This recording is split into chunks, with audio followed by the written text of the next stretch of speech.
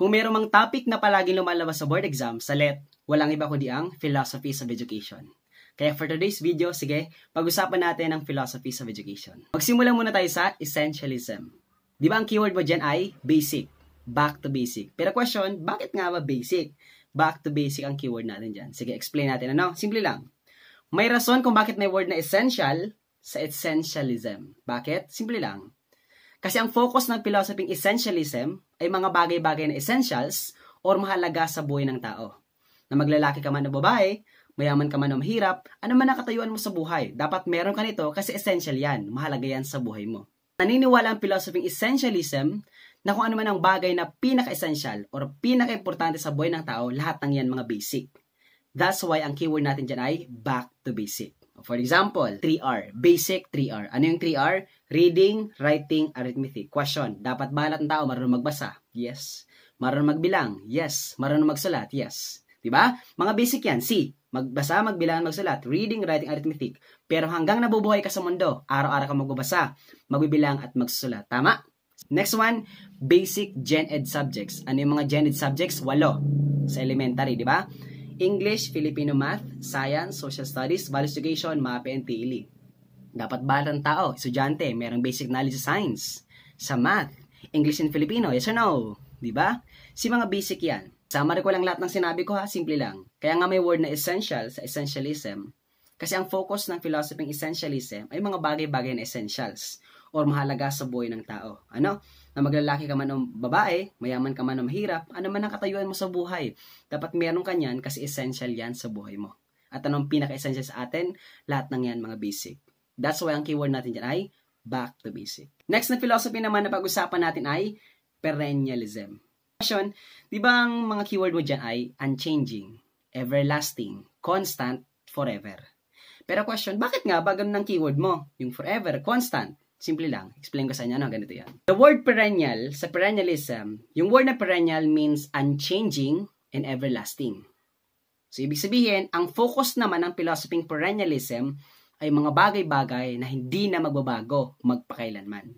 Kasi mga bagay-bagay na hindi na magbabago ay permanente na. Ano? Explain ko sa inyo. For example, great books of ancient time. Lumabas sa board exam. What is considered the world's most printed book? Ang sagot dun ay Bible. Biblia ang pinakamaraming nailimbag na libro sa kasaysayan ng mundo. Question, noon pa ba nasulat ang Biblia?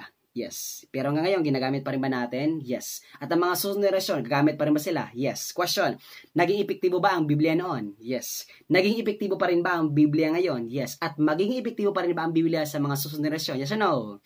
Ibig sabihin, epektibo noon, epektibo ngayon, epektibo sa mga susunod, ibig sabihin, wala nang pagbabago, permanente na perennialism. Simple lang. Bakit hindi nagbabago? Kasi effective. Tandaan mo, kung epektibo, wag na nating baguhin. Kung epektibo, permanente na perennialism.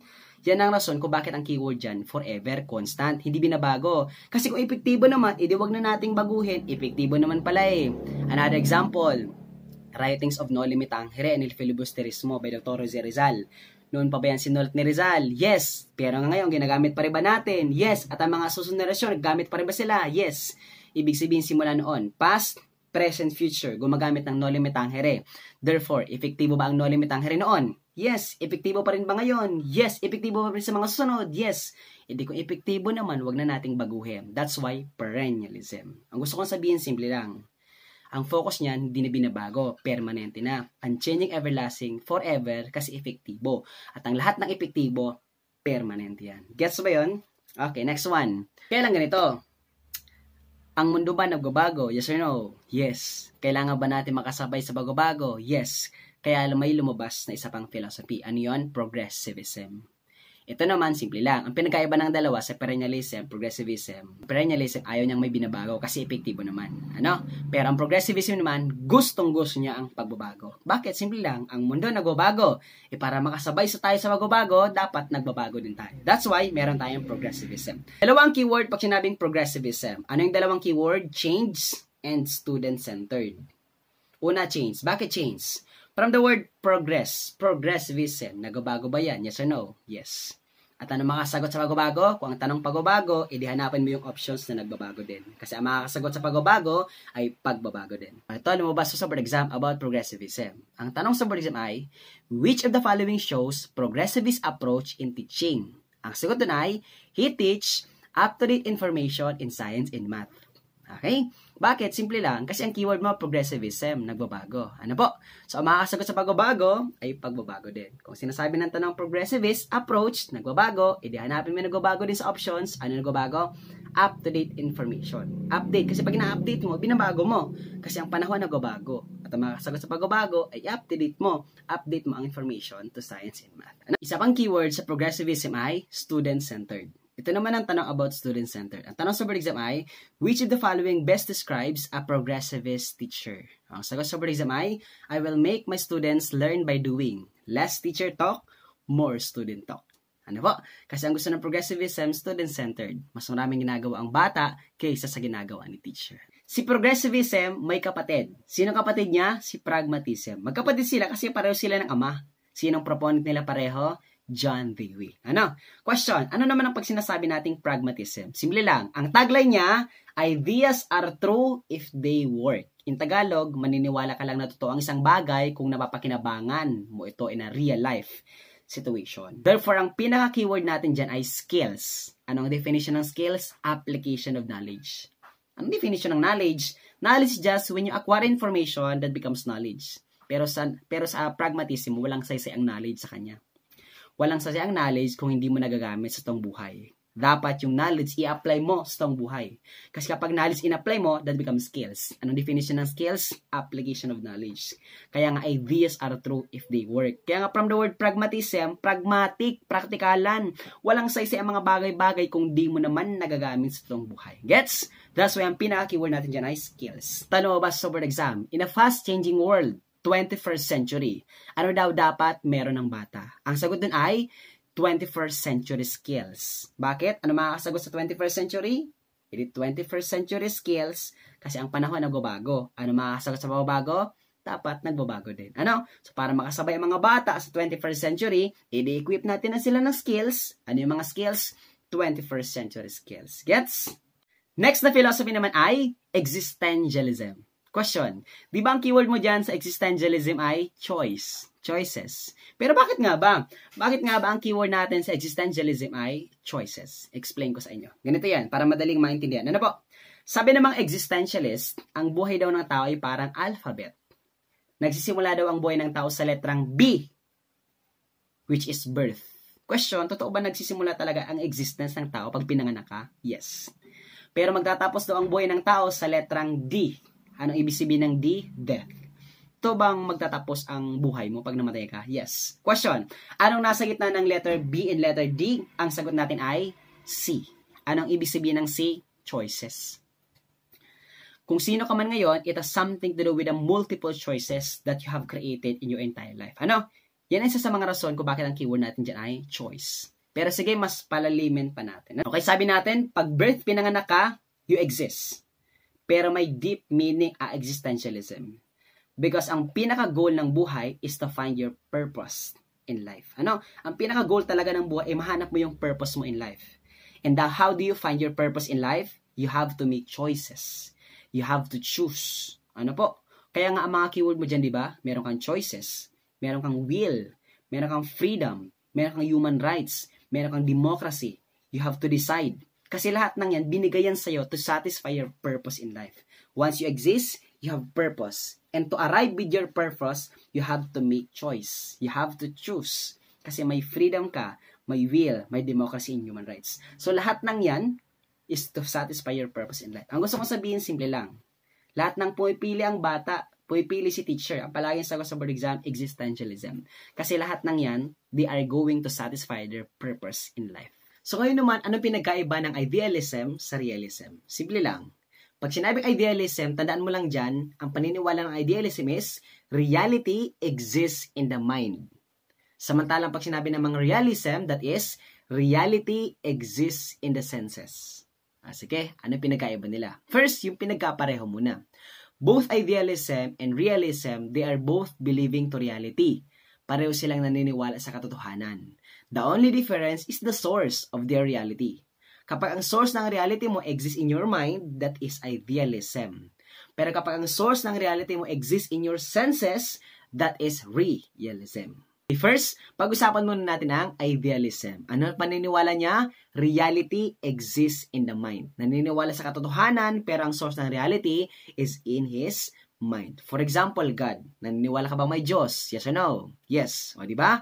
Bakit? Nakita mo na ba si Lord? Hindi pa. Napakinggan mo si Lord? Hindi pa. Pero ngang may idea ka ng Almighty Creator sa isip natin, goods na yon according sa idealism. That is reality according sa idealism.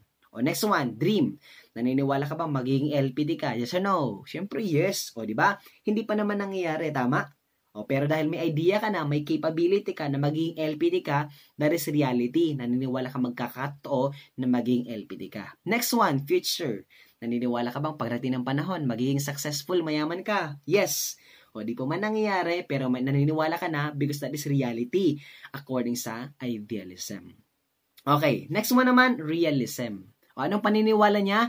Reality exists in the senses. Bakit? Naniniwala siyang totoo ang isang bagay, pero maniniwalang totoo lang kung ginagamitan ng senses. O, ilan ang senses natin? 5. Ano yung 5? Sense of sight, hearing, taste, touch, and smell. O, example niyan, maniniwala ka lang na totoo ang lamesa kung nakikita mong may lamesa. Sense of sight. Maniniwala ka lang na maganda ang boses niya kung napakinggan mo muna ang boses niya. Sense of hearing. Maniniwala kang masarap ang luto niya kung natikman mo muna ang luto niya. Sense of taste. Maniniwala kang mabango ang pabango kung naamoy mo na ang pabango. Sense of smell. At maniniwala ka naman na malambot ang upuan kung nahawakan mo or naupuan mo ang upuan. Sense of touch. Ibig sabihin ng paniniwala ng realism is reality exists in the senses. Recap ko lang, they are both believing to reality. The only difference is the source of their reality.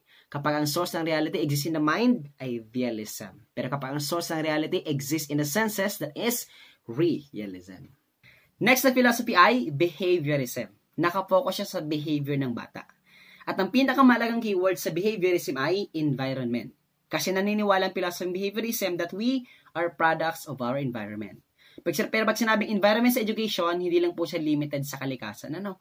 Pag sinabing environment sa education, anything that surrounds you that becomes your environment. So, pwedeng halaman, pwedeng mga hayop, pwedeng mga sakyan, pwedeng mga tao.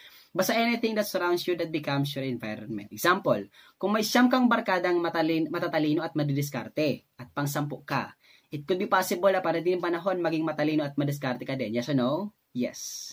Pero kung may 9 kang barkadang palainom at parasigarilyo at pang-10 ka, it could be possible na pagdating ng panahon, maging palainom at para sa karilo ka din. Somehow, pwedeng yes. Ano? Because who we are today have something to do with the multiple personalities that are affecting our system at affecting in our environment. Ano po? Pero ito ang tanong sa board exam. Basta may nakita kang classroom management sa board exam, automatic, ang palaging sagot dyan ay behaviorism. Simple lang. Ano bang ibig sabihin ng classroom management? Simple lang. Lahat ng effort ni teacher para panatiling safe, ligtas, secure, walang threat, at conducive ang learning environment, ang classroom, ang sagot na ay classroom management. Bakit? Simple lang. Kasi naniniwala si teacher that students' learning is a result of the environment. Pag maayos ang learning environment, maayos ang classroom, maayos ang tables and chairs, di ba? Nakita ang PowerPoint, maayos ang microphone, may proper ventilation, may lighting, lahat ng yan makaka-apekto din sa learning ng bata. Kapag maayos ang environment, maganda ang learning. However, kapag hindi maayos ang learning environment, hindi maayos ang classroom, hindi maayos ang tables and chairs, makalat, madumi, mabaho, maingay, makalat, lahat ng yan makaka-apekto din sa learning ng bata. Ito ang palaging tanong sa board exam. Ano po?